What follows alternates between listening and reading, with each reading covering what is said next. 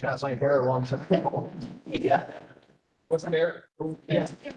What's with the hair jokes? This is the wall. It's the color.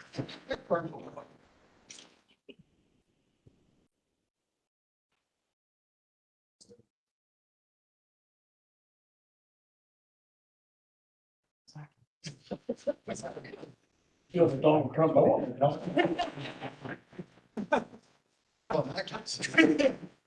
Small.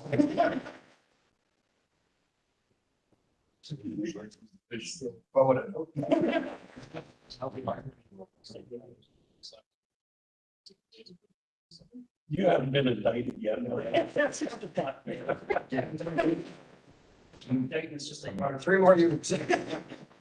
That's easier.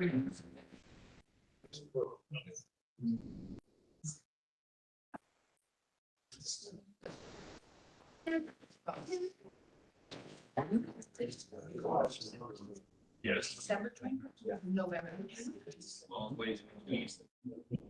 Sure. Right here. So. Yeah. I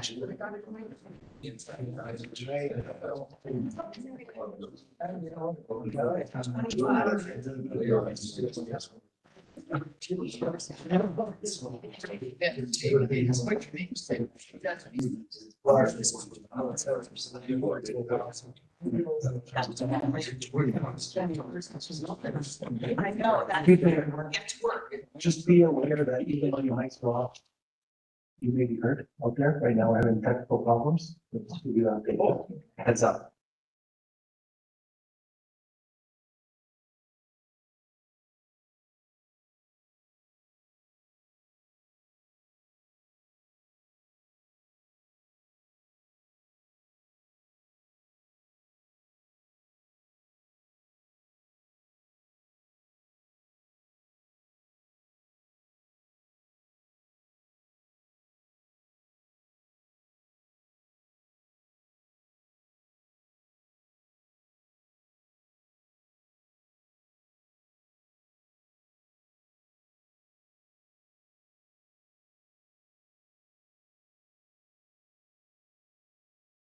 If you will, so the 30 counties.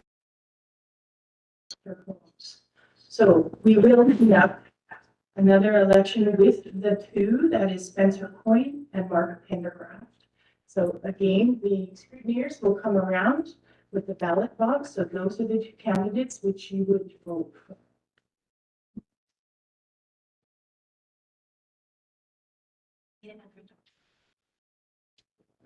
I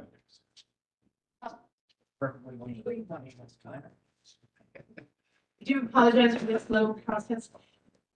We came in this morning to learn that there was technical glitches with our electronic voting, so it is a bit slower.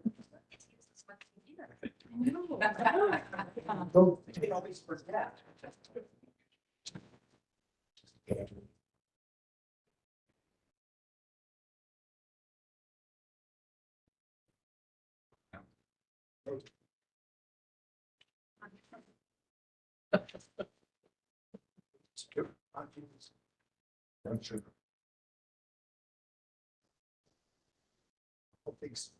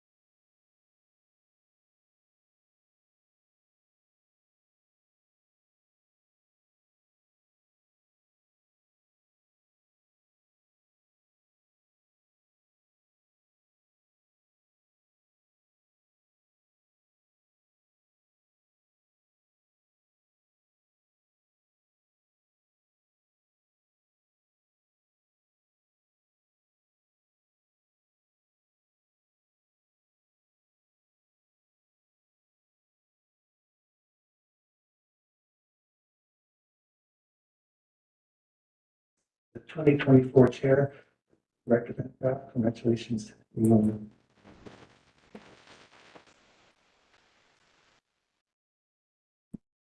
Congratulations, Chair Pendergraft. So we will do the same now for the vice chair. I will open the floor to nominations for vice chair of the regional district. Chair Trina, but Thank you. I'd like to nominate Director Holmes for vice chair. we have a seconder for that. Thank you. Sorry. Do we have a seconder for that? Thank you. And Director Holmes, do you accept the nomination? Sure. And are there any other nominations? Director Watt? Director Cummins. And do we have a seconder for that? Okay. And Director Conans, do you accept that nomination? Yes, I do. Thank you. And again, are there any other nominations for, I see a couple of hands here. First of all, Director Knodel. Hey, Director Queen for vice chair. Which one? We can get two for one. Seconder, thank you. Director Spencer Coyne, do you accept the nomination? Yeah, 1 second. Thank you. Director Roberts, did you have a nomination? Oh, it's okay. Okay. Are there any other nominations for vice chair? I'll call a second time. Any other nominations for vice chair? And a final time, any other nominations for vice chair? Nominations are closed. We have 3 candidates, Director Holmes, Director Conans, and Director Spencer Coyne. So as with the chair, each candidate has an opportunity to speak for 3 minutes. And we will start with Director Holmes. I don't have much to add from my first kick at the can, but just to say that I would look forward to the opportunity of working with Chair Pendergraft. I think we have a team, and I would, as I said previously, do what I can to work for the board and board members and try to serve them. Thank you. Director Conans.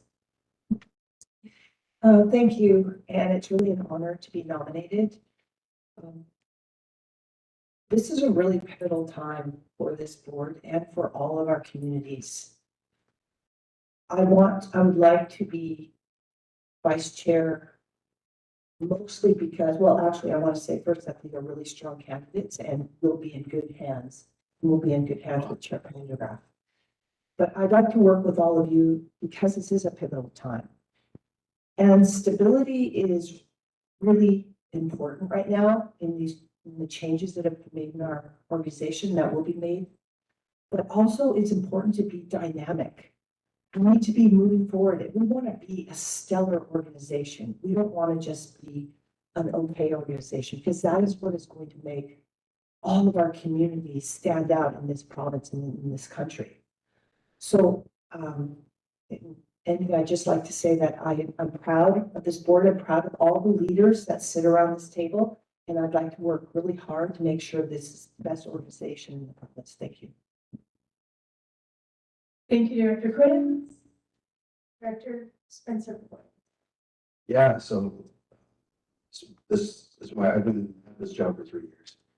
Work and I work, we get together. I've worked with them for 2 years now. I think we've made a pretty good team till now. I believe in this organization. I believe that this organization could be the best regional district in the province. I think we do have problems and we've struggled a little bit, but I think we're on the right track right now. You know, it was brought up earlier that we need stability. If I'm back in this chair, this position, then I would be bringing that extra stability to the table. I really do hate elections. But that being said, I'm just going to ask you humbly, if you want to vote for me, please vote for me. If you don't, we do have a great slate of candidates here, and I believe in this organization. And we're headed towards great things. It's been a bumpy road, but we're headed there, and yeah, Lena said some really good things there. I don't want to repeat what she said, but you know, you have to echo what the others have already said, because I think we all believe in the same thing right now. Thank you, Director Coyne. So you will have a ballot in front of you now to vote for vice chair. The scrutineers will come around and collect those, count them, and bring the results back to us.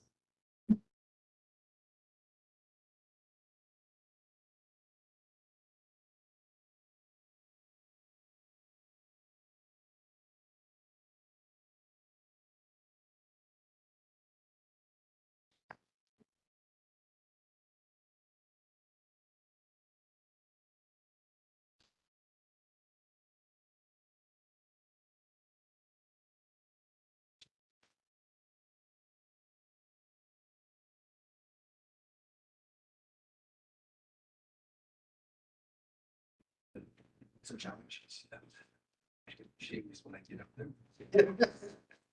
Just nerves, right? I shake all the time. That's what's really perceptible. Smaller and smaller. It's no skill testing question, but you can't put the ballot in. He's out of here.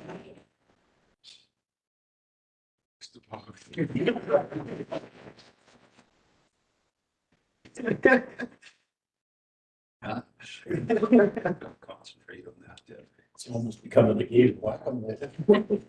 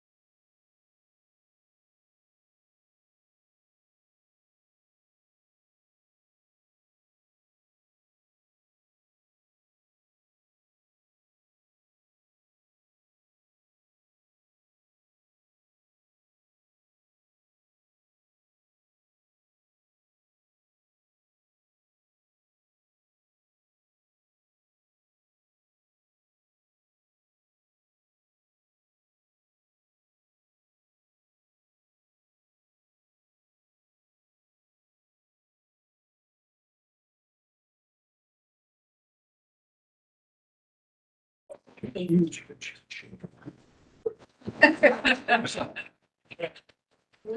Rather decisive. Well, I know, one full fresh this year. At this time, we'll need a motion to destroy the ballots. Thank you. Is there anybody opposed? Yes. I recall at the end of last term that somebody put a motion in that the ballots numbers are recorded and shared with the board. I think that was a motion by Aaron Trainer last time, so I don't know if that's, which is that one meeting or whether that's not forever. That was it. That's the electronic. But it was the number, like, right, Yeah. they show the number, so if we can count them. it's not gonna go.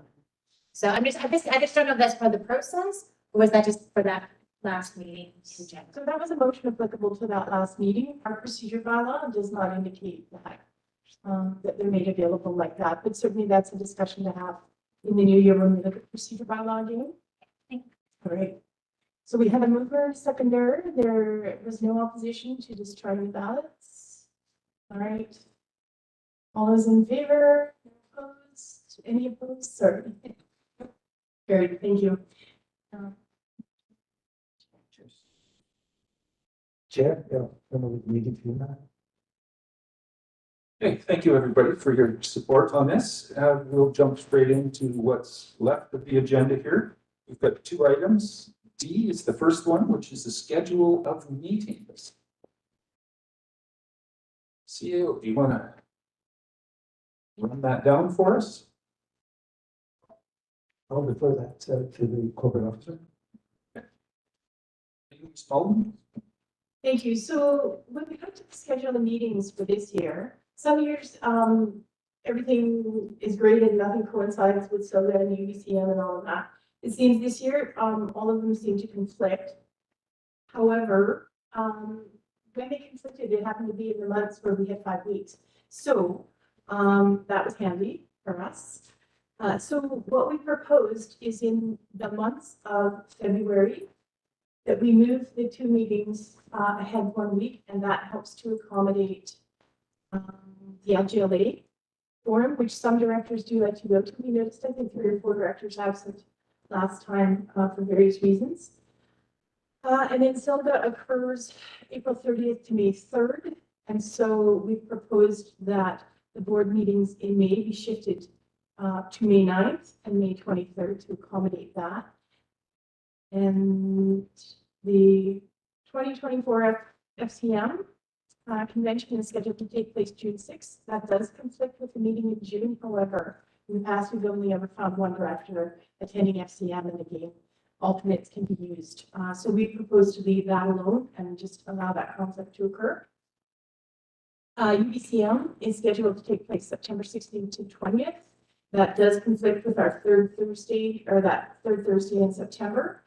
So the board may move that meeting, or as was done this year, just simply cancel the meeting that conflicts with UBCM, and that would be the meeting of September 19th. So this year, again, we canceled it. There didn't seem to be any issues with that. So staff have recommended that that meeting be canceled, similar to this year. So the motion is that the 2024 schedule of meetings as provided in this report be approved. Okay, looking for someone to move that or moved, seconder for it. Thank you. Any discussion? Not see. Oh, Director Concordia, go ahead. Not about the 2024 meetings, but on my calendar, I have a meeting scheduled for December the 21st. And it's not on this agenda today. And I'm just wondering, has that been changed? Do we not have a meeting on the 21st, or do we, of December? Go ahead, Ms. Bolton. At this point, we do. Yeah, I'm not sure why it's not showing up on the bottom there, but we do have 2 meetings scheduled in December with our usual schedule in the first and third Thursday. So yes, the 21st, unless the board decides if they'd like to cancel that meeting. Thank you. Could we perhaps have a discussion about that later? I'm just wondering. Actually be here for that, but yeah, thanks. Okay, Director Coyne. I was just wondering if we could get like a straw poll on anybody who's thinking about going to FCM this year, because it is in Alberta. I know I plan on going. It's close to home this year, so we may see more interest since it is so close. Alberta. Calgary or? Those that are, wanna just stick your hand up so you can get a rough idea?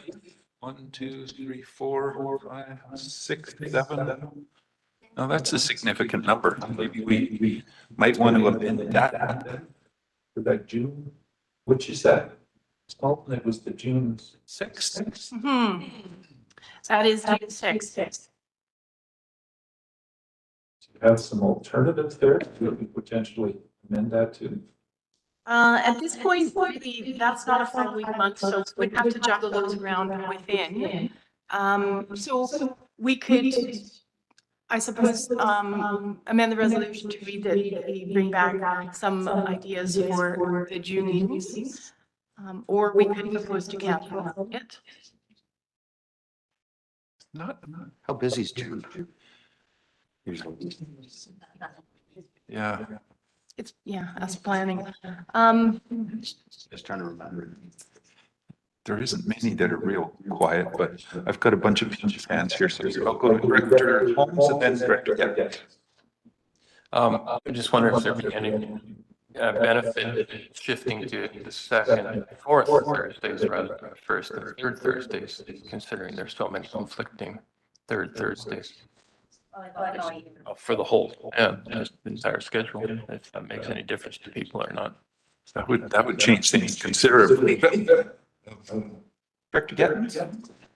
Thanks, sorry. I was just going to suggest with July, I think I had 5 weeks. I'm just wondering if staff might have some time just to look at the whole summer schedule, June, July, August. Recognizing that we're probably going to have a very active EOC again, like it might be more of a flexible or I don't know. There might be a way of looking at summer, just given the stress that staff are always under and seeing how many weeks are in July and August, we might just need to come back to this one a little bit. Okay. Director Weed? Just throwing it out there is that we do have alternates. I mean, we might have some of the directors gone, but rearranging schedules, I mean, that's why we have alternates is for things like that. I'd be comfortable leaving it as it is. Okay. Director Gett? Thanks. I hear what you're saying about the alternates, but when we can foresee something like this, it's really difficult to drop an alternate in every once in a while. So if we can avoid that, I think that works better for me anyways, if we can foreseeably change this to be active. If I can't be here and I can't make that arrangement, but if we can do that, I would prefer to do that. Director Johansson? Thank you, Chair. I just wanted to chime in. Saying, I think actually looking at the schedule for the summer with all the EOC activity, the things that are normal in our world, everybody's got stuff on their desk trying to get ready for council meetings. And Summerland has gone to 3 weeks, we've gone to 3 weeks, and it definitely is beneficial and it's helping staff get through. And I think the summertime, with all the stuff that happens in the regional district, having maybe 1 or 2 less meetings or rearranging those meetings could definitely be beneficial. Okay. CAO? I could recommend that staff bring back options for the next meeting so that you can all have the chance to consider what those options are, because you will get the recommendations before the meeting. Okay. So let's look for just a motion to table this and moved, seconded. All those in favor? Thank you. Any opposed? Motion carries. Next item is regional district signing authorities, and that is usually the board and vice chair, and I'll just go to the CAO. You are correct, Chair. The recommended motion was that the board of directors appoint a board chair and the vice chair as signing officers for the regional district of Okanagan and Spokane for the 2024 year. Okay, looking for a motion to that effect. Moved and seconded. Thank you. Any discussion on this one? Director Monteith. For the chair, could we not bring this back after we have our in-camera conversation? Because that conversation could change what we do here. I'm not sure if it would, because the signing authorities still have to stay the same. Yeah, but CA. The signing authorities are always, they have the chair and vice chair. So regardless of what happens at the staff level, the two of you would be assigning officers or should be assigning officers. Yeah, there may be changes staff by signing, but not on the board itself. Any other discussion? Seeing no hands, call the question. All those in favor? Any opposed? Motion carries. Thank you, and we will recess right here and come back to the closed session later on. So I will turn it over to the CAO for the Regional Hospital District. Thank you, Chair. So right now, I'd like to call the meeting for the Regional Hospital District to order, and I'll turn over the meeting to the corporate officer. Thank you, CAO. So again, we're going to the elections for chair of the Regional Hospital District. So the same process I outlined to the board and we'll do all of that again. We will call for nominations and give candidates 2 minutes to speak. And then conduct a little bit of meeting. That's going to be an annual vote at this point. So let's consider the floor nominations at this point, which they're on hospital district. I'd like to nominate Martin Johansson for chair. Would you like to move this down? Any other nominations for chair of the hospital district? I'll call Katie in nominations for next year or for chair of the hospital district.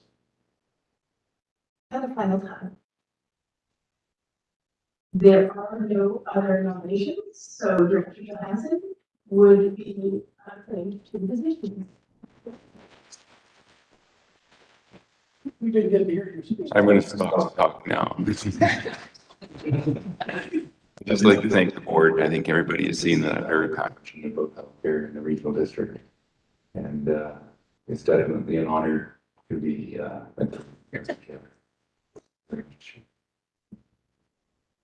Thanks very much. So we open the floor for nominations for vice chair of the Regional Hospital District. I'd like to nominate Tim Roberts. And is there a seconder for that? Thank you. And Director Roberts, would you allow your name to stand for vice chair? Yes, I will. Thank you. I'll call for any other nominations for vice chair. Miller. Thank you. Director Miller. Yes, I'd like to nominate Riley Gettens. Yeah, can't hear you.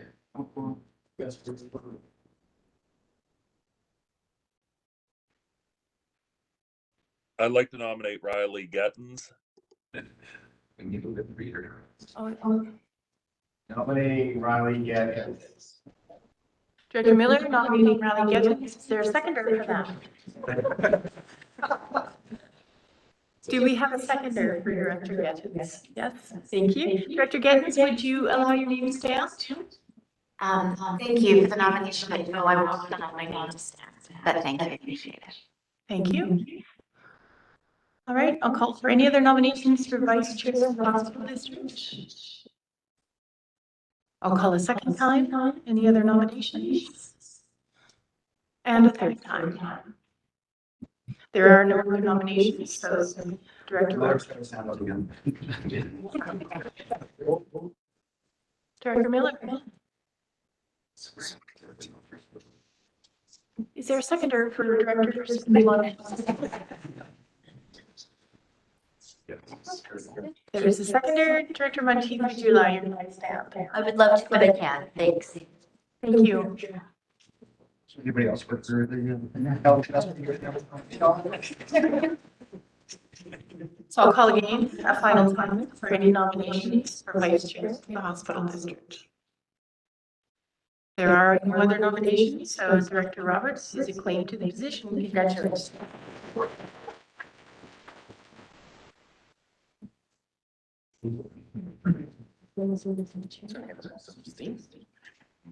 And if I may, like to turn the meeting over back to the chair. Thank you, CEO. So we'll continue on. I got a motion to adopt the agenda as circulated. Moved. Seconder, please. Second. All in favor? Opposed? Motion is carried. Moving to legislative service. We got the Okanagan-Sipekne'kamin Regional Hospital District schedule of meetings. Motion is that the Okanagan-Sipekne'kamin Regional Hospital District schedule of meetings as provided in the November 2nd, 2023 report from the corporate officer be approved.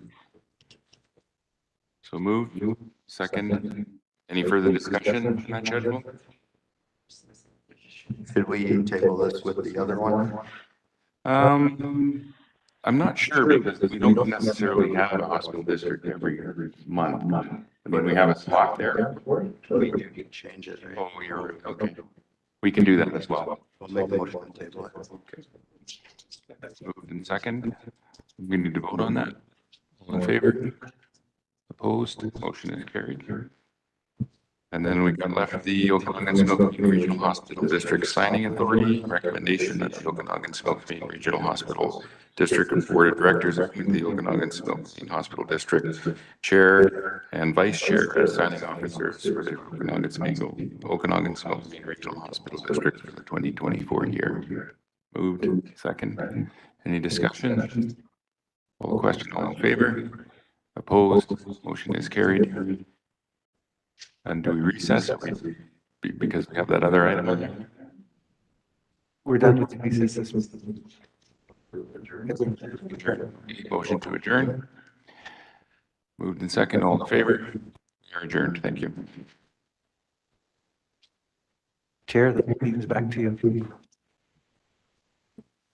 Okay, we will reconvene the regular board meeting, and this is looking to go in closed session so that in accordance with section 91A and 91C of the Community Charter, the board closed the meeting to the public on the basis of personal information about an identifiable individual who holds or is being considered for a position as an officer, employee, or agent of the municipality or another position appointed by the municipality, and labor relations or other employee relations. So looking for a motion to go in camera. Move second. Thank you. All in favor? Great. Any opposed? Motion carries. So we'll just give staff a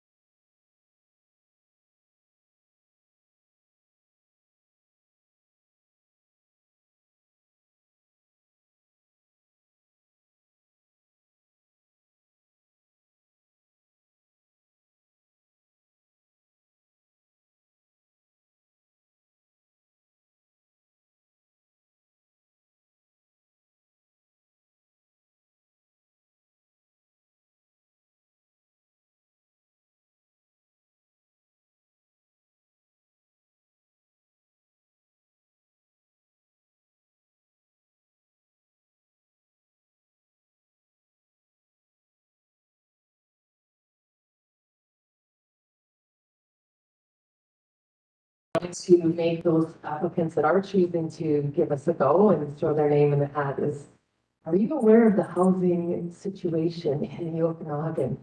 And that comes up every time. Oh, gee, no, I hadn't actually looked. They're from Alberta or further, and I'm sure it'll be fine. No, you really, do you know anyone? Have an auntie, an uncle, friends? And we know that that's certainly limiting for people when they start to become serious about looking to relocate, that the options are just so limited. Yeah. We have done, as we've talked about in the past, we've done market surveys, so we know roughly where we sit in terms of wages. And now that we're going into collective bargaining here shortly, we are looking at those BCGU rates as well. And in the last round of bargaining, we had a clause that allowed us to address those positions that are hard to retain or hard to recruit. We had the ability to adjust to what the market is indicating. And we know when we're competing with our neighboring jurisdictions that someone goes up $1 or $2, well, now we're below that amount. And so we try to go up, and then that pushes the next organization to go up. And we're cognizant of the race to the top. And we certainly don't want to be at the top, but we have positions that are key to our organizational success that we do need to address. And so our building officials, our planners, our engineering technicians, and even our students, we were not able to attract a student to do some of the most basic roles, which when I was looking for a job as a student, I'd do anything for $15. And, you know, it's such a different time. And so now the younger people are discriminant in what they're going to be doing as well. So, and then we know in this area, we have annual events that require people to be supporting the Emergency Operations Center. And so we make a point of acknowledging that in now our screening questions. Do you have any experience in emergency management? Have you ever worked in an EOC?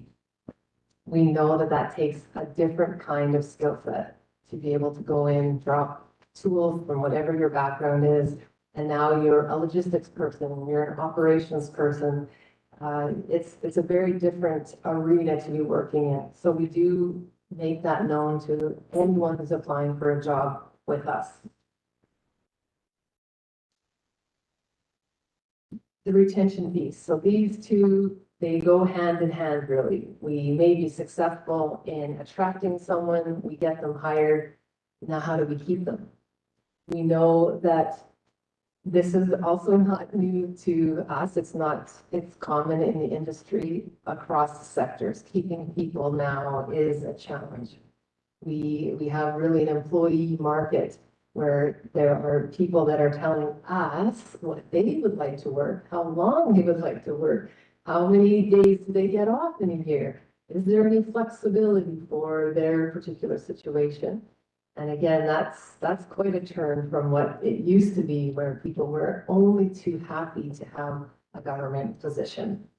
And what was it they needed to do to be successful in that position? So that's changing.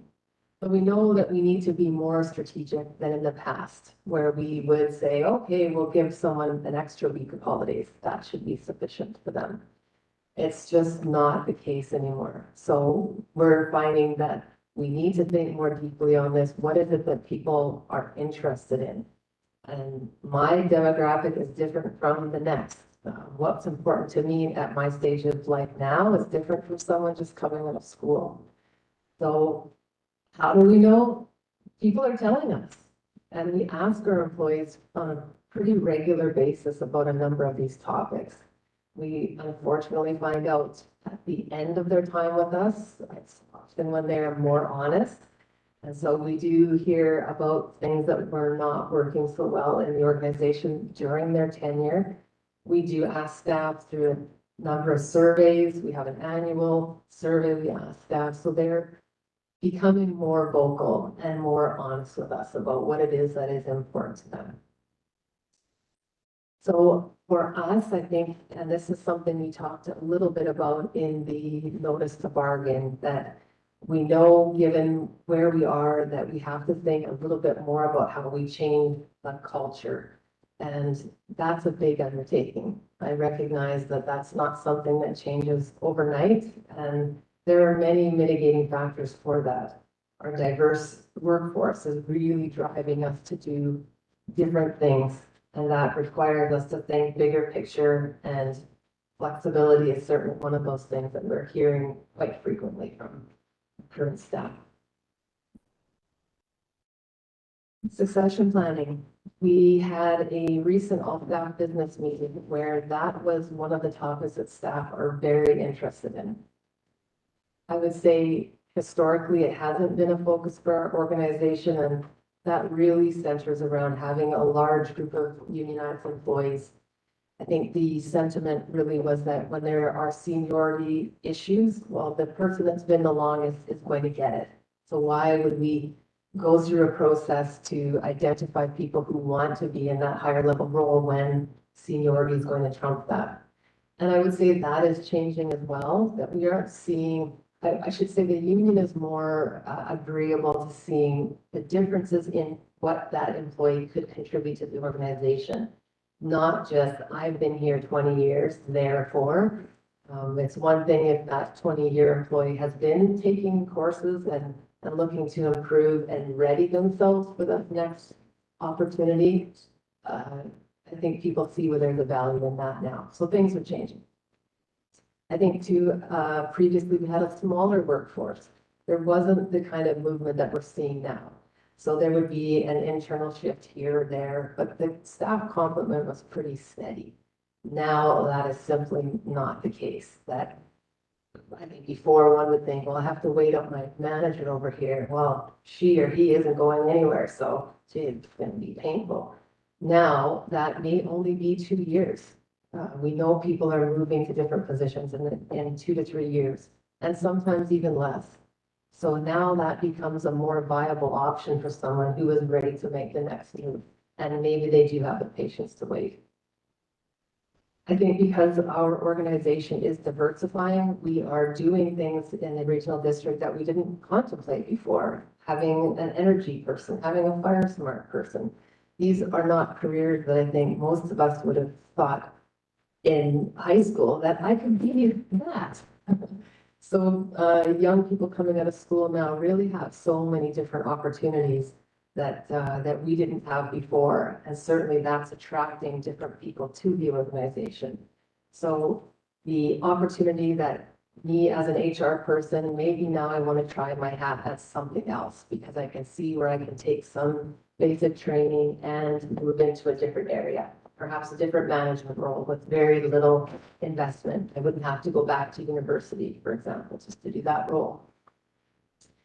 I think before too, with original district, we have so many specialized roles and we don't have a lot of duplication in those roles. So we may just have one person in a given role, and that person has needed to have some specialized skills to do that function.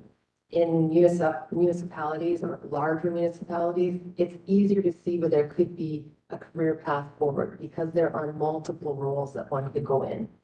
In a regional district, a smaller one at that, maybe there's just one. So we've had to start thinking, how can we lay a foundation for staff to see that it's not just a planning tech to the planning supervisor. That clearly is going to be a huge jump for someone. But if we had a planning tech to a planner 1, to a planner 2, to the planning supervisor, someone could see where that is an achievable goal, and it's something that they can start to work towards. The change in demographics, again, I think the people we're hiring now have a really expedited view of their journey to the top. And we do hear it from our staff that, you know, I've been here a year, what's next? And as an oldie here, I'm thinking, wow, a year, you're ready to make the next move. Do you know how long I had to wait? Oh, that's my inside voice. So we really have to temper ourselves as managers and understand that these are different times, that people have different expectations from their employers, and to start thinking of out of the box a little bit more when it comes to how we view our employees. And I think really formalizing the plans is what staff are telling us. They're not able to see this trajectory on their own. They want to know that the organization is vested in them and will commit to the training, commit to the mentorship. This is not something that happens overnight. So what is it that the employer is going to bring to the table? So we are formalizing that now with a draft plan that we're going to trial in 2024. And we'll be happy to report back on how that's going. Just a few comments just on the workforce in general. So I think we talked about before what causes someone to leave an organization or what keeps them in an organization. I think we all agree that money is nice to have and more is often better. Is that the only factor? Certainly not. We know that people want to be valued in an organization. They want to feel that their talents are being appreciated. And the old wellness strategies, let's have a barbecue and feed everybody and then back to the grind, and you had your barbecue, so you should be good now for a little while. I think we're just thinking differently about what does appreciation really look like? And how do we instill that as part of our culture? Those things are changing. Benefits are changing as well. That's another piece that I think most of us were so excited to have a massage therapist that we could go to regularly. That was amazing. Well, now there are many other things that people are looking for. We have a number of diabetics on staff that are looking for support because of the cost for medications or monitoring.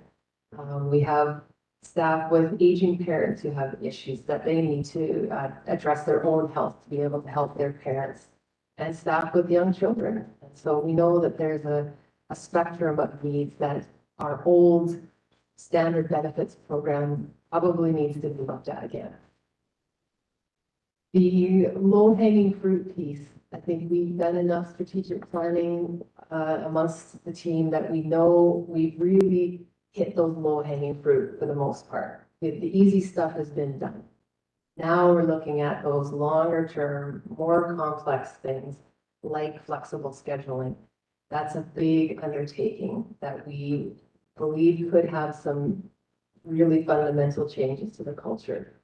That doesn't happen overnight, but those are the types of things that we will come to you for your support or your views on what that can look like. How do we keep our staff but get the work done, which is the magic word, the magic combination that I think most organizations are trying to sort that out.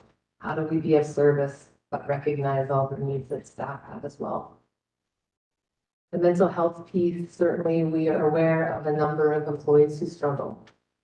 We have a number of staff with anxiety issues. There are so many things now that are going on for staff that poses challenges for those people who manage those staff and for the people on the team. And that wasn't something that we were all trained in mental health before.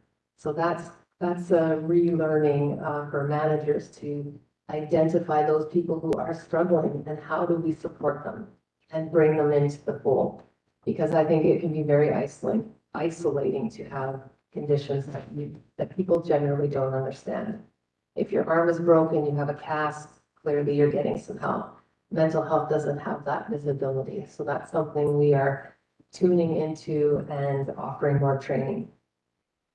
And then I think just lastly, I would say that this is not a HR thing, as important as I think my department is. It's not just an HR thing. It's not just a management thing. It's not just a board thing. It's an all of us thing. And I think having these kinds of opportunities to share information with the board, get your thoughts and your input and your direction is really important to us because we want to be on the same page, that we are able to face the public with the services that we value, that we all really want to do a good job for our customers, the clients, the public, and you. And if we don't have that feedback from you, we don't always know that we're on the right track. So we will be coming back and discussing some of these issues with you in more detail so we can get your thoughts. And if there are any questions, I can attempt to answer them. Anybody have any questions for Carmen? Director Monteith, go ahead. Thank you. To the chair, would your feedback come back to us before budget this year, or are we looking for ideas for budget for next year? There are things that would potentially have budget implications that we want to be discussing with the board. I think I will defer to my CAO / CFO for some of those nuances on how we would present that. Go ahead, Jim. Thank you. So the HR budget, there's some flexibility in there already that you will see it in the 2024 budget in about 2.5 weeks. There's funds that were moved over from, are going to be requested to be moved over from this year to next year. And it's a training / staff retention budget. And that without any additional cost to the taxpayer because it's funded from 2023 tax year. Okay. Any other questions? Go ahead, Director Weave, and then go ahead. For the chair, EOC. There's more than one model of running an EOC. It's not always necessarily a staffing issue. You bring in specialists to do that and they run it for you. Is the EOC something that is a significant factor in both retaining and or attracting staff? Or is that, because it seems like it might be, because I know for some of our staff, it's a lot of work when it kicks into that season, plus everything else that's now off the side of the desk that is actually on the desk. So I just wanted to ask. Go ahead. In my opinion, yes, it's significant. And it's significant, I believe, because it is a repeat event. It's not just that one off where I think staff, everyone can come together for a short stint. And I think it's the cumulative impact of year after year and multiple events that is challenging, especially for those positions that are required to be in there for a good length of time. Right, Jim? There's two answers to your question. The first one is on the contract part. You need people that start the EOC money. We can't hope that the contractors are available. So that's the staff issue and the continuous training and upgrading that goes with the EOC. The other thing too is in the third presentation that I'm going to have, there's actually a presentation that hopefully is a solution to that. And it's tracking all the jobs through all the strategic priorities, from everything from the core work to political strategic priorities and operational. And we're going to be including that wiggle room that hopefully will alleviate some of the issues. Because right now, when we come to you and say, this is what we're going to do, the sandbox is full. So there's going to be a recommendation that I was very successful in with another municipality that hopefully will work. So there is hopefully a solution, and we'll see if it's going to work in the 2024 EOC year. Director Collins, and then David. Really good presentation. Thanks to the chair. I'm guessing that you think about this too, but as leaders in the community, we have to make decisions about our budget and taxation. And I think what's difficult for all of us, again, I don't want to speak for everyone, is that the average wage in this area is not really very high. The average wage in Penticton, I know, is, I believe, maximum 40,000, might be 36,000. And most people in this area, and I'm guessing in the regional district, don't have benefits. And yet we're trying to keep people and retain them and make a really strong workforce and healthy workforce.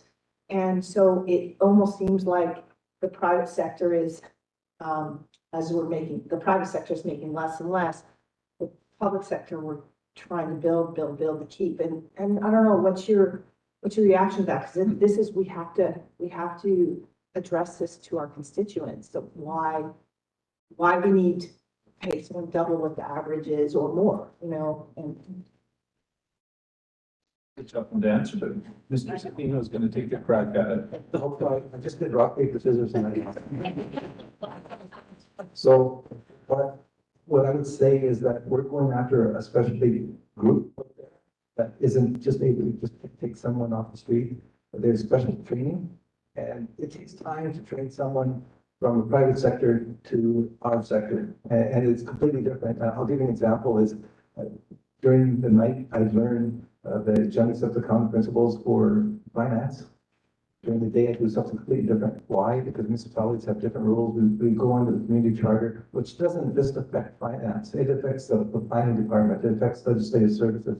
So there's a specialty employee that we need, and they've gone to school for a lot of different years, and they're going to expect a wage. And those are the people that we're competing against other regional districts and other municipalities. And including, if you notice, a lot of people are going back and forth and Penticton along. So here's, here's my answer. That makes sense. I think it's hard as the economy gets worse and worse.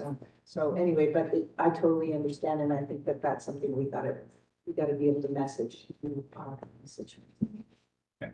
Director Taylor.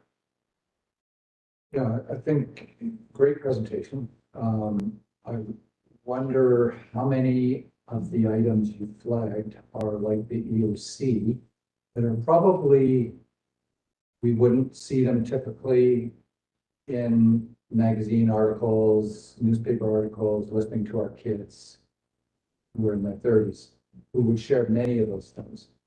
So I think we should, I would be very interested, not today, but at some point hearing from you, what on that list is really specific to RDOS, because those are the ones we really do need to deal with. Because they're over and above, everybody's dealing with 80% of that list. So, and we've got another 20, we've really got to clear off the ones on there that the other guys aren't dealing with as well. That's my two bets. You want to comment? Go ahead. Just a quick comment on one of the things that we're not very good at is celebrating success. There's a lot of success within the regional district. We achieve it, we go on to the next project. We need to do a better job with that. And I believe that's one of my goals, is actually recognizing those success and actually bring them to the board and see. And again, going back to my third presentation, you're going to see that there's going to be a possibility of us seeing the successes on an ongoing basis. Seeing no more hands, appreciate the update from the HR department, and gives us lots to think about. Lots happening. Jim? I was told that lunch is ready, so that's It sure sounds good to the rest of us, or it does to me anyway. So we go for half an hour and then back there, ready to fly at it.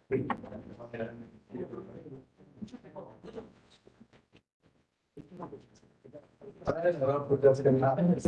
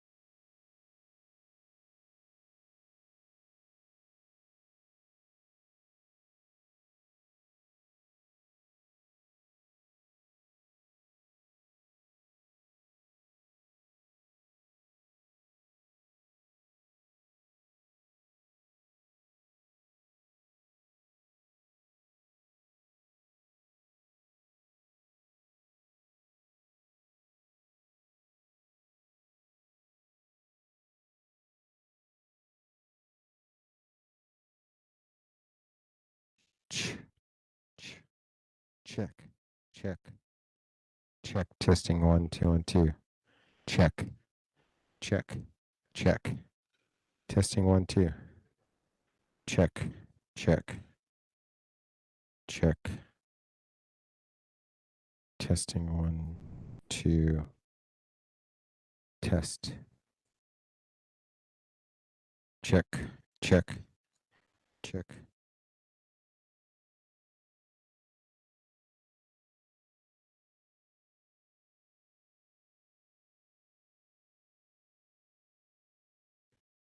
Check, check, testing 1, 2, testing 1, 2, testing 1, 2, testing 1, 2, testing 1, 2, testing 1, 2, testing 1, 2, testing 1, 2, check, check, check, check, check, testing 1, 2.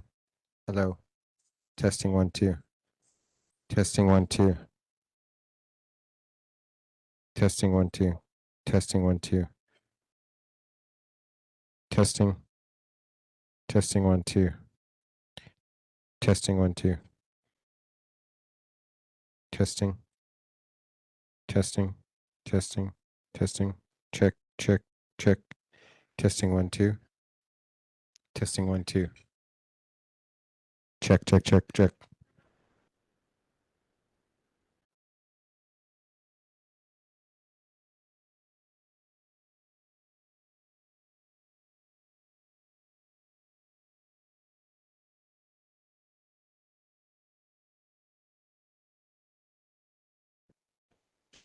Check, check, check, check, check, check. Testing 1, 2. Check. Check testing 1, 2, 1, 2. Check testing 1, 2. Check testing 1, 2. Check testing 1, 2. Check testing 1. Check testing 1, 2. Check, check.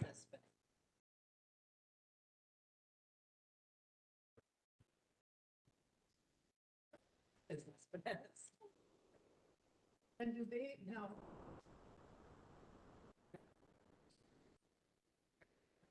This is the first year.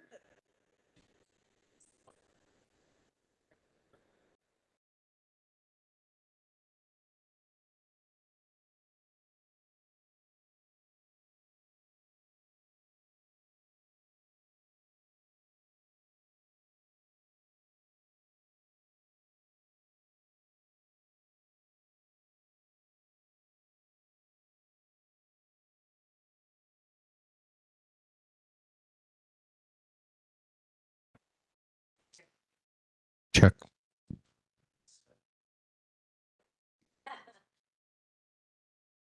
Testing 1, 2. Check.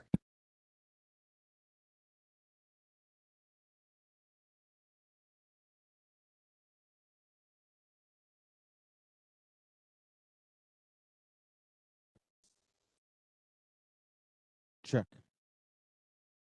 Check, check, check. Testing 1, 2. Check. Check. Testing 1, 2.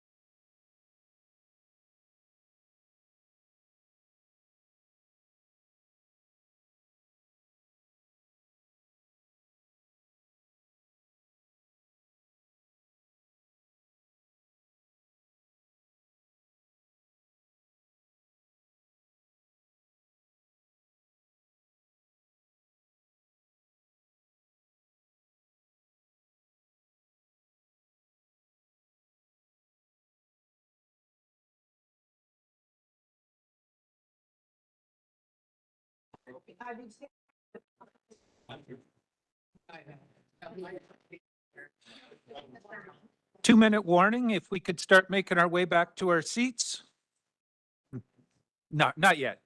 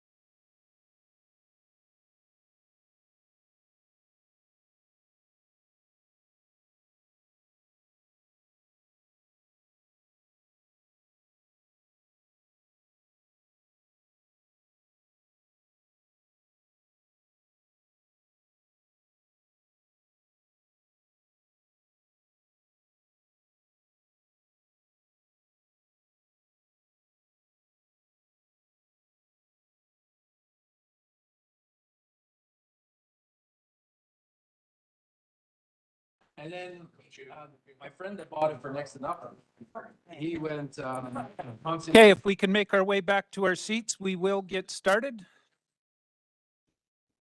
Not sure that was very loud. I didn't hear it hardly. No, There's quite first in their conversations. Yeah. took it out, it's just bottles, took it out clean without no metal and flushed water. Request I hope, because otherwise I get really nervous. So I'll just. Mirror, yep. Walk in, needs to. If we can start making our way back to our seats, we will get started shortly. Yeah, but I kind of, that's one official one, I have my personal one. Started every couple of years, probably months now, making once, enjoying one of the island. Spring around the birthday, just go for a couple of days, just for a weekend. And then if I can't. Spend her money, you could already know why. Oh. You guys go in hotels, or did you? Really like point over point. And I'd like to look at. We might need the whip to get to work here. Sat there for a while and I thought about it.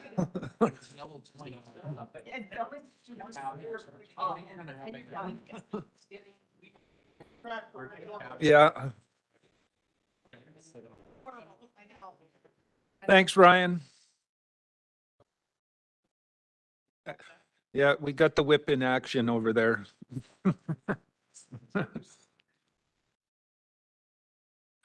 Okay, we will get started with the next portion of this. Just so everybody's aware, there has been a slight change to the agenda again. The pictures are now going to be at 1:30, so wherever we're at in this, we'll stop at 1:30, get the photos, and then see where we're at. There were a few that may need to leave early if it's snowing and blowing, so this gives them that chance to do that. So right now, we're going to go to Mr. Safino, who's going to introduce the next presentation. Thank you, Chair. So this presentation is regarding a high-level view of the 10 water systems that we have, and Ms. Bloomfield's here, who's, first of all, I got to tell you, she's one of the best engineers that I've ever worked with, and one of the few that I actually got along with.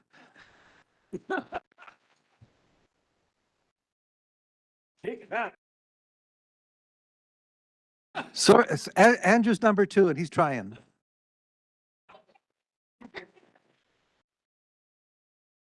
Please, go ahead, Nice. Ms. Bloomfield.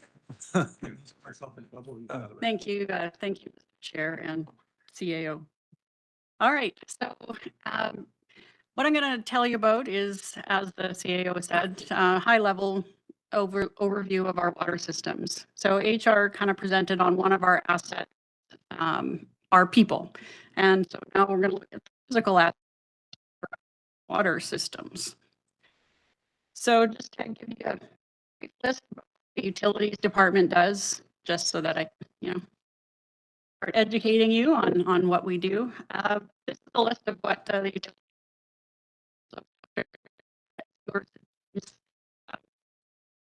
maintenance, the capital projects, all of the standards, and also the system acquisitions and the like. So we also look after the street lighting services and mosquito control, invasive weeds, species, and that kind of thing. So we've got quite a diverse portfolio. All right, just to give you a little bit, gotta have the regulatory stuff in here. This is what we're governed by. Some of the acts, the Drinking Water Protection Act and regulation, those pretty primarily dictate what we have to do on the systems. IHA uses that to provide our operating or our permit to operate. And on the permit to operate for the systems, they'll say that this system has to have this by this date, or you have to chlorinate this system. There'll be a list of different things that they'll have as part of our permit to operate. And we have to meet the standards, the Canadian drinking water standards, and the Water Sustainability Act is how we get our water licenses through that. So just wanted to show you this because I know there's sometimes different terminology that goes around boil water notices, water quality advisories. And I just wanted to give you the list. These are the 4 different levels. The water quality advisory is pretty much when there's a little issue with the treatment system, and in general, it's not a health risk, but it would be to those that might be immune compromised or seniors. So it's advised that they use alternate sources or boil their water. The boil water notice, of course, is don't consume it because there's probably pathogens in the water or something that could make anybody sick. So boil your water. Things that we don't see very often are the do not consume and do not use. The do not consume, that was one of the issues that we had with Falder when we had the high uranium because it was over the maximum allowable concentration. So it was a do not consume because over time that increased uranium isn't good for you. But typically we don't have those ones a lot, but just wanted to outline what the differences are. So our 10 water systems, we kind of think of the water systems. A great analogy that one of my staff members gave me was think about them as your 10 kids. They're each, you want to treat them all the same, but they each have their own unique challenges and difficulties that you got to work each one through.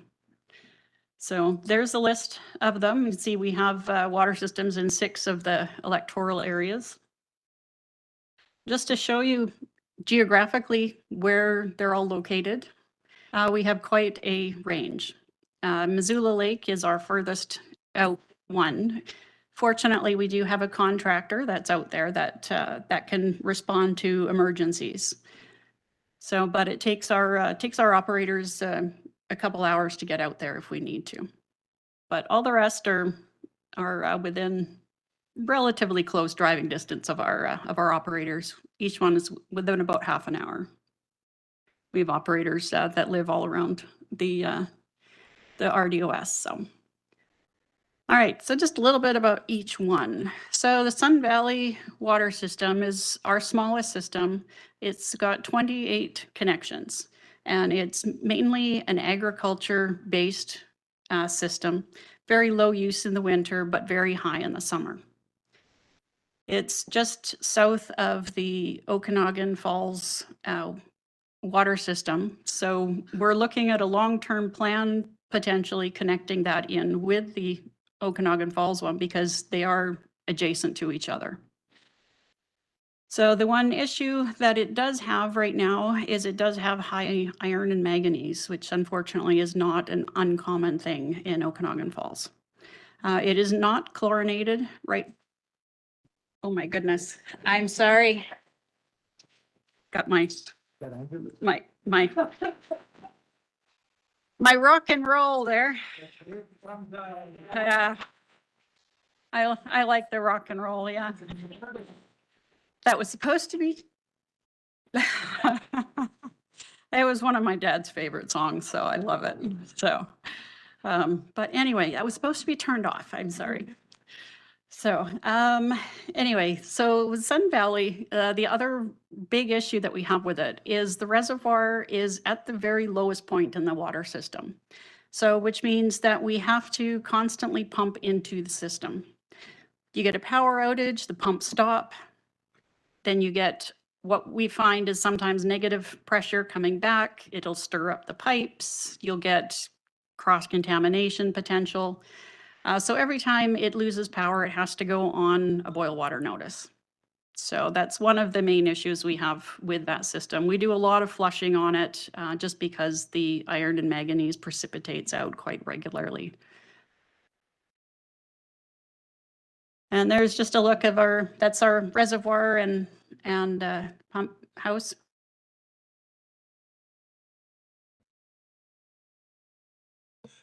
Sure, go ahead. There's a couple here. Go ahead. Oh, Director hi, Gettens first. You know, how people are paying for these water systems. I'm just curious about how many users are up. Go ahead. Sure. Yeah, all of our water systems are by user fees except for one. That's Falder. That one is done by parcel tax. Only one of our systems has the metering rates used. All of the rest are just based on the type of use, single family dwellings or commercial. So. Okay. Well. Director Coyne? So have we looked into a standby generator for that? I mean, if it's a regular occurrence, we should probably do that, right? And then are we looking at increasing flow capacity if we're pumping extra into it? Like, what's the problem around that? The generator is something that we have tried to bring forward a few times. The community, because it's only 28 connections, it's very expensive for those people. And because it's very high demand, there's a lot of pumps that go on in the summer, so it has to be a fairly good sized generator. But yeah, those are things that we are looking at. The capacity of it, I mean, right now the well produces what we need. Okay. Go ahead. So is there a fire department that pulls from this at all? Like, is there a way we could apply for a grant through EMBC or something for fire protection on that? I'm not sure if, I don't think we have any hydrants on that system. Director Federico? Thank you to the chair. Was this a system that we assumed, or what's the history behind how we have such a little system that came on board? Yes, we did acquire this one probably about 5 years ago now. What happens in a lot of these cases is an irrigation or improvement district, their trustees basically reach a point to where they can no longer maintain it. They're getting tired. The regulations are becoming so stringent that they just can't manage it. You have to have certified operators running these systems, and the volunteers just don't have that kind of expertise. So we inherited this one about 5 years ago as well. So. Okay, continue. All right. Okay. So Falder, there's our other one here, another one here. It's also a groundwater well. It's got its issues and a very vulnerable aquifer, as we've all listened to the Meadow Valley aquifer discussions over the year. It's got its own issues. It has high uranium, but we do have a uranium treatment system in there. We've had that operating for about 4 years now, I believe. And it's got its own issues. The reservoir isn't big enough for the current needs. We do not provide fire flow out there, so that isn't a factor, but we find in the summertime, even just the regular use is not enough. We can't keep up with the reservoir. There is a lot of water mains that need replacing, service connections. We're finding a lot of them starting to fail just because of the way that they were constructed. Willowbrook. So Willowbrook is 82 connections, about similar size to Falder. And it right now has chlorine treatment.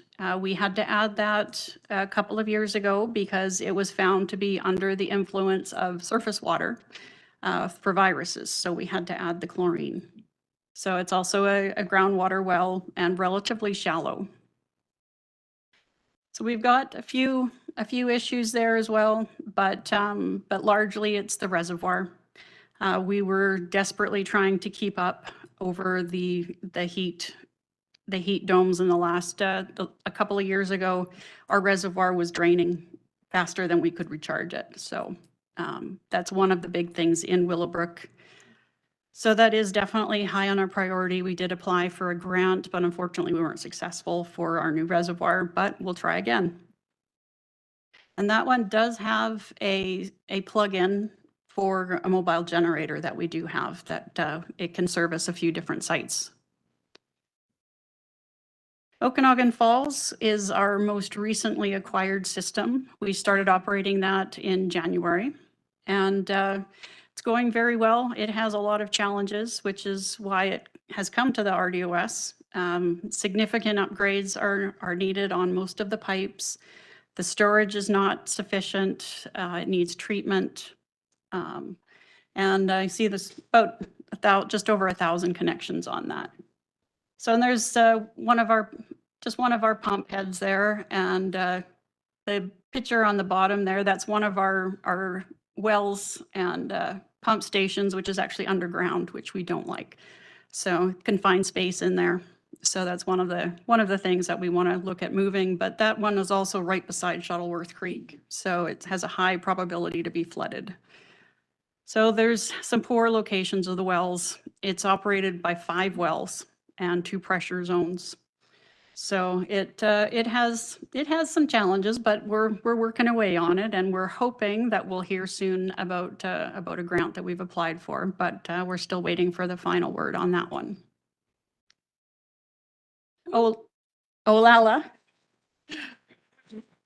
This is one that's in relatively good shape.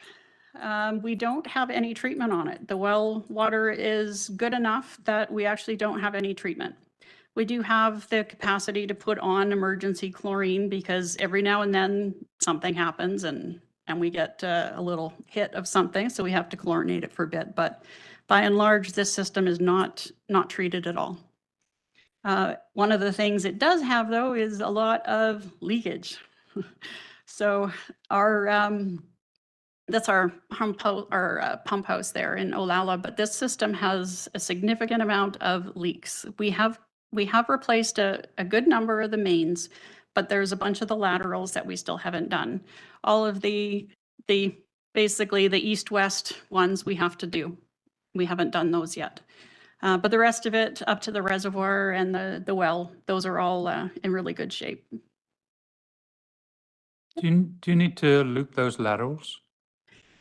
Ideally, it would be great, but there's a creek that runs right along a lot of them, and that is very difficult because the properties go right up to the creek. So there really isn't a lot of room, and they are fairly short. So the one we did add, we did loop it down below. There's a big loop down on the south end now. That was a new thing that we did a couple of years back because it didn't used to be looped. Director Roberts? Just so you see that picture again. That one? Yeah, that's Olalla Lake at the top. That's high water, so you can see where we end up with the creek right up against Olalla. Yes, there's a lot of flooding that happens on the north end. It's problematic. Director Coyne. So do you end up with a lot of issues because you have all those dead ends without any looping? Because you would think you'd have to be flushing those pretty regular to make sure there's no problems. Yep, they do flush them, but they're all, there's quite a few residential homes on there, as you can see, and it keeps the usage. High enough. It keeps the usage fairly high. So, because they're all year-round residents, they're not seasonal. So in a seasonal type of place, those dead ends would create more of a water quality issue, but because people live there year-round. Sufficient use. But yes, we do have to flush them. And all of those dead ends do create more work over time, but we do try and flush the systems every year, get out and flush all of the mains, clean them out. So one of the things that we want to do this year is we actually want to clean the well because the original pump is down there still. We haven't actually pulled it out in a long time. So one of the things that I've got coming forward is to clean the well. So all right, and so Gallagher Lake is kind of our simplest one. It's basically a pipe that we get water from the Asuyas Indian Band, and we just distribute it. So we take it and couple of connections along the way, but it primarily is for the Deer Park Estates park up at the north end of it. Eventually, we will add on people along the water mains. But right now we are working with OIB because they have capacity concerns and how much they can provide both on the water and the sewer side of things. So they're doing some assessments right now because we do have a certain number that we were allowed to have, but they're trying to determine if they still have that capacity to provide that to us. Sage Mesa, this is one that we do not own, but we are contracted for operations, and we have been for probably over 10 years now. So it's right now it's definitely got some challenges. It has 2 storage reservoirs direct, and then the source is directly out of the lake, and about 286 connections on it. So it's got various geotechnical issues. As we know, the West Bench Sage Mesa area has various geotechnical issues, and we know that there's a lot of leaking pipes up there. And leaking pipes, leaking service connections, as we've seen many times, lead to sinkholes and the like. So we're frequently up there doing repairs. At least every month we have a repair up there to do, to replace a service connection or a main itself. The lower zone of Sage Mesa is also on a permanent boil water notice because they do not have enough contact time for the chlorine. So the upper zone also goes on boil water quite frequently in the summer because the usage is too high to allow for adequate time for the upper zone to receive the fully chlorinated water as well. So this one is undergoing the assessments right now for the acquisition, and in January those will be that report will be coming to the board so we can move that forward and provide all the information and then decide what to do. Well, you can decide what we're going to do. So Naramata, it's actually our biggest system, very on par with OK Falls, but there's few more connections here. It's our most complicated system as well. We've got 4 storage reservoirs, 7 pumping stations, 9 pressure zones. So it does take a significant amount of manpower to operate as well.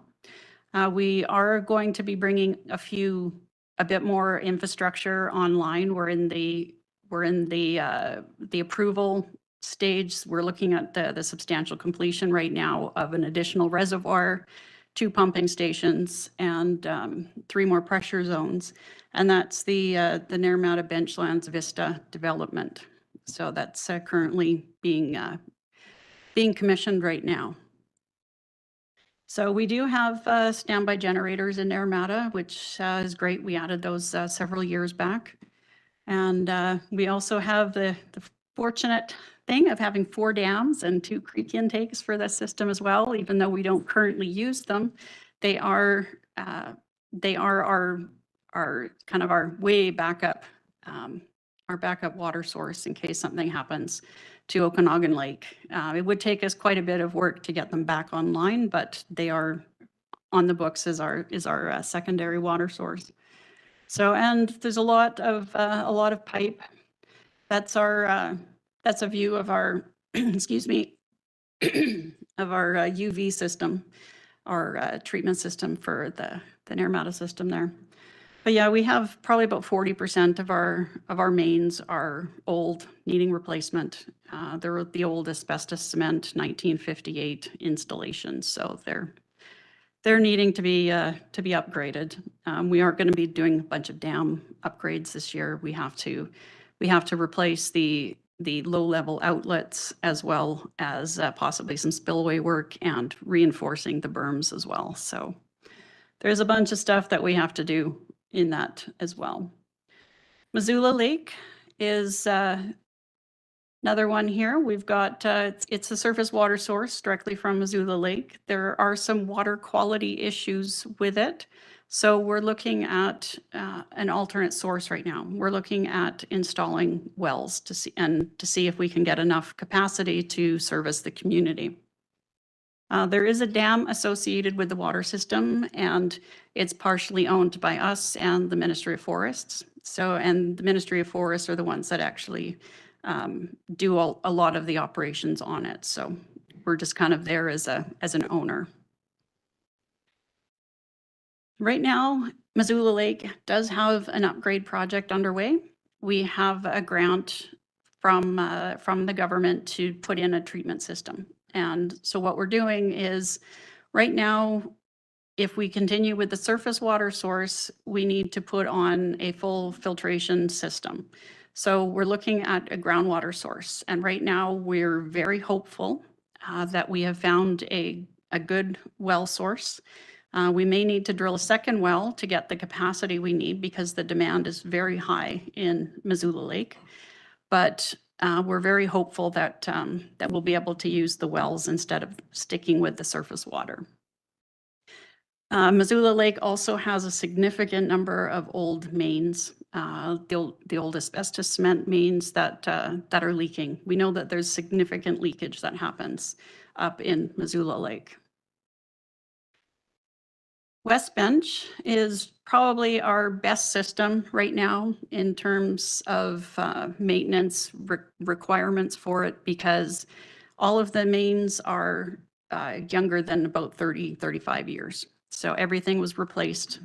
It's got the full universal metering, and that has been a fabulous thing to have because the leaks that we have found with it have paid for itself significantly. It has made a big difference in the operations of the water system. We do have a standby generator for it, and the water is great because it's from the filtration plant from the city of Penticton. So we purchase a bulk water at a bulk water rate from the city. So pretty much the only thing really left for West Bench right now is we have an old reservoir that we will need to do some work on in the next few years. We have 2 reservoirs. One of them is new and it went in when we did upgrades about 10 years ago, but the other one is showing its age and it does have some issues with recirculation and being stagnant in the winter. So. All right, so this is just a little thing that I just wanted to show you. Just to kind of give you the numbers on what we use, the total use, and the minimums and the maximums at the different times a year. The minimums are typically in January, sometimes they're November, and the maximums are usually in August. But you can see based on the number of connections, smallest to largest, you can see the difference in them all. And I just wanted to bring your attention to a few of them. And those numbers, Willowbrook, 82 connections, Missoula Lake 190, and you look at the minimums, those are huge. So we know that there's significant leakage happening in those systems. As a opposite, West Bench, 352 connections, but we only have 14 cubic meters a day on our low days. So you can see that a new system with good pipes that aren't leaking can make a huge difference. And if we're having to treat the water, that's a significant dollar value as well. So what we're trying to do is work through master plans, get some of our maintenance done, work through all of our different pipes, pipe replacements, service replacements, and find those leaks. That's one of our goals. So, Director Knodel, you had a question? Yep. Yeah, if you please, through the chair. I'm going to ask if you know what times of the year maximum usage is in Willowbrook. Do you have those numbers? I do. I just don't have them right here, but I'll yes, I check do with have you them. later on that. Yep. I believe there's considerable abuse of our system up there. Part of it is because we have a hay field beside us that the guy's a water hog.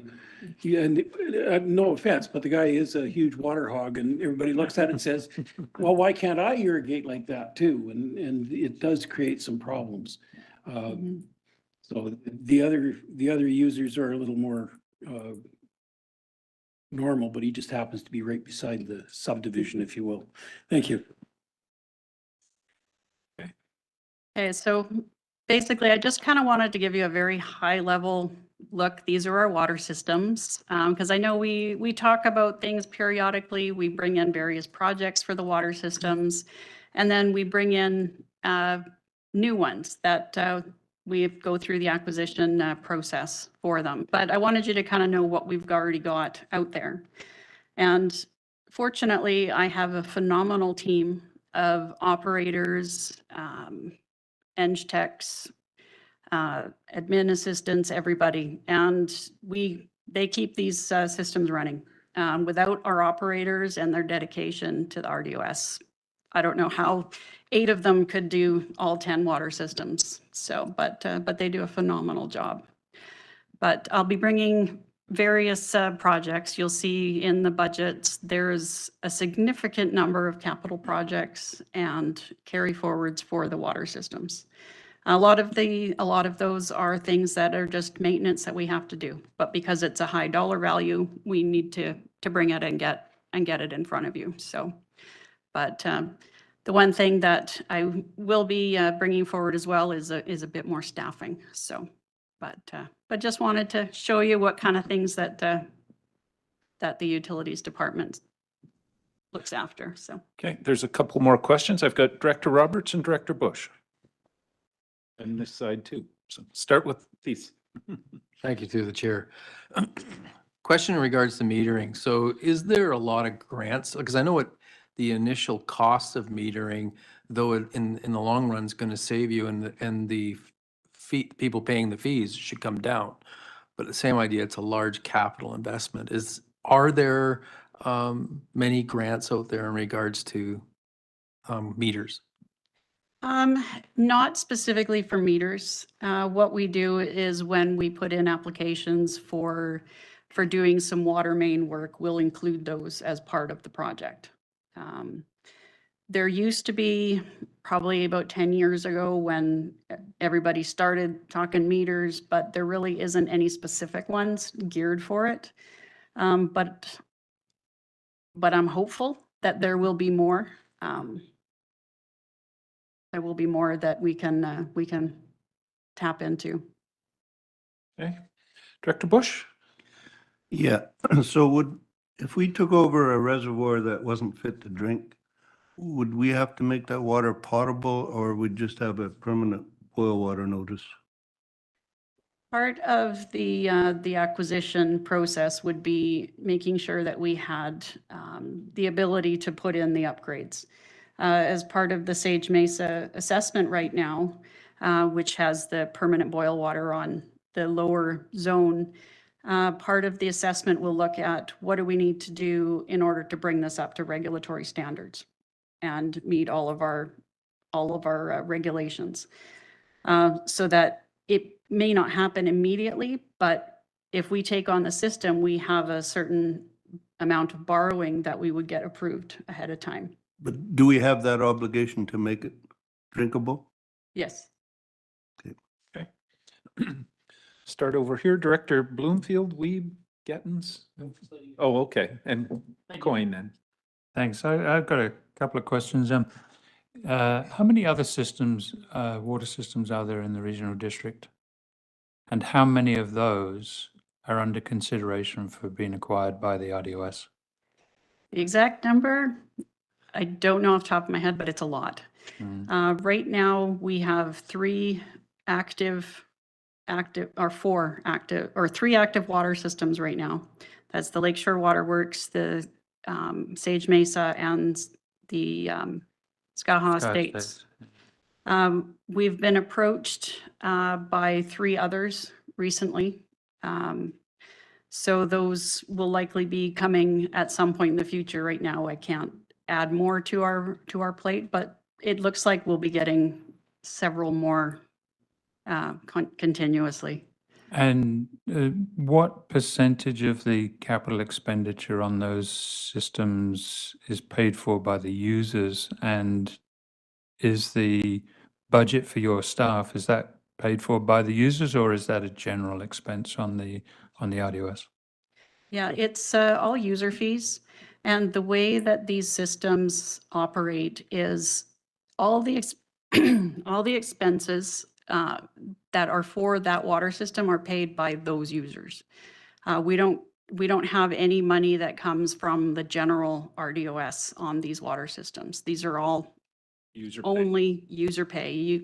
If you benefit from that service, you pay for that service, and that's it.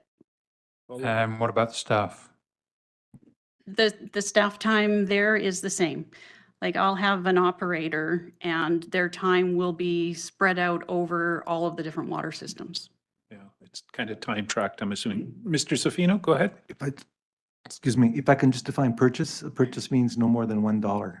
That's the offer for taking over any water services. Okay.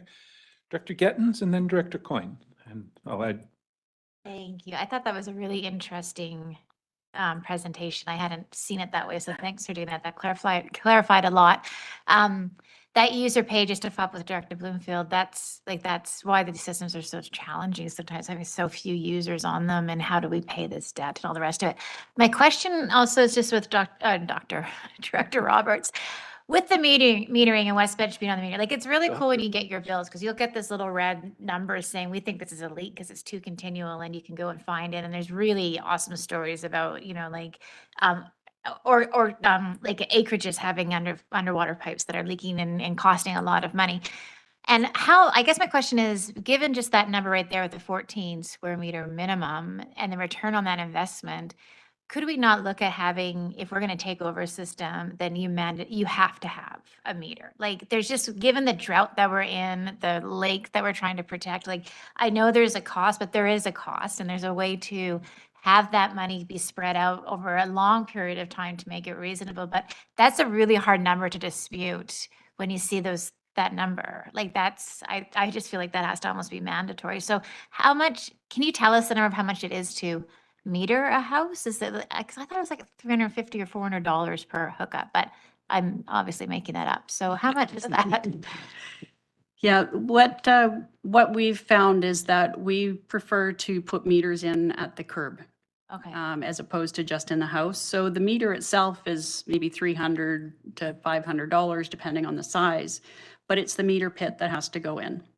And that is typically about $2,500. You get it and you have to put it in. And when we go put it in, 9 times out of 10, we have to replace the service as well because it's an old service. Right. So So yeah, we've estimated, I think it's $6,000 for a full meter pit, and the service replacement. Yeah. So, Yeah, because I hear people kind of in shock about that, but again, just those numbers, like that 14 square meter and how much that costs, and I know people around the table have been on those calls about the droughts and the fires and everything. I just feel like, you could spread $6,000 out over 25 years and it won't make a big difference. But if every home was on a meter, that's pretty big. So, okay, thanks, Lisa. Director Coyne. So this has nothing to do with water systems, by the way. This is back to the bare bones and the water hogs. Yeah. Every year I go up to the Rock Creek Fair and I visit a lady that works for the Kootenai Boundary Regional District. And her job is basically education for water hogs. And she works with, and they're all people on their own wells, not on community systems. And she works with the ranchers and farmers and right down to your garden. If we were to have somebody like that, would that be part of your department? yes, it would. Yep. Have we ever thought about that? Have we done anything with that sort of stuff? We have, actually. In the past, we've had a water ambassador. We haven't, we actually had it funded by OBWB for many years. I remember that. And it was very successful. That was Zoe, right? That was Zoe, yeah. Yeah, I thought that's what Yeah. part of her job